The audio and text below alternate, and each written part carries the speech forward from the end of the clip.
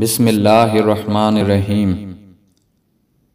कहते हैं एक शहज़ादा अपने बाप के मरने के बाद तख्ते हुकूमत पर बैठा तो उसने हाजतमंदों की इमदाद के लिए अपने ख़जाने के दरवाज़े खुलवा दिए।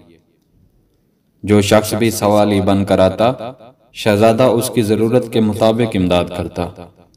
नए बादशाह का यह रवैया देखा तो एक रोज़ वज़ीर ने मुनासिब मौका देखकर खैरख्वाही जताने के अंदाज में कहा कि हुजूर वाला, पहले बादशाहों ने यह खजाना बहुत तवज्जो और दानिशमंदी से जमा किया है, इसे यूं लुटा देना मुनासिब नहीं। बादशाह को किसी वक्त भी खतरात से गाफिल नहीं होना चाहिए। क्या कहा जा सकता है कि आइंदा क्या वाक़यात पेश आएं। अगर हुजूर वाला अपना सारा खजाना भी तकसीम कर दें तो रियाया के हिस्से में एक एक जौ के बराबर आएगा, लेकिन अगर हुजूर रियाया के लोगों से एक एक जौ के बराबर सोना लें तो हुजूर का खजाना भर जाएगा। बज़ाहिर ये बात बहुत खैरखाही की थी, लेकिन शहजादे को बिल्कुल पसंद न आई। उसने कहा, खुदा ने मुझे अपने फजल से एक बड़ी सल्तनत का वारिस बनाया है। मेरा ये काम नहीं कि माल जमा करने की धुन में लग जाऊं। बादशाह का फर्ज रियाया को खुशहाल बनाना है, खजाने पर सांप बनकर बैठना नहीं। वजाहत।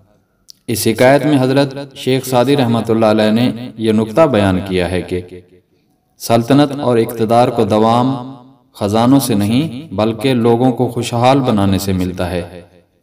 ये सरासर सतही सोच है कि ज्यादा मालदार लोग ज्यादा इज्जत पाते हैं और माल की कुव्वत से उनका इक़्तिदार मुस्तहकम होता है। हकीकत ये है कि सखावत और अदल इंसाफ के बायस से दिलों में जो मोहब्बत पैदा होती है वो इक़्तिदार और इज्जत को दवाम बख्शती है।